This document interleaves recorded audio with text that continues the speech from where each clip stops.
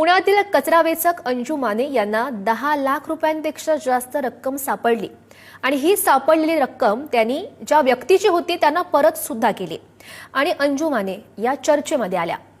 याबाबतचा हा पुढारी न्यूजचा special report.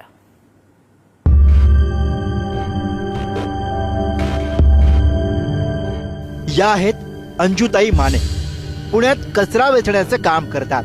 नेहमीप्रमाणे शहरातील कचरा वेचण्यासाठी अंजुताई घराबाहेर पडल्या।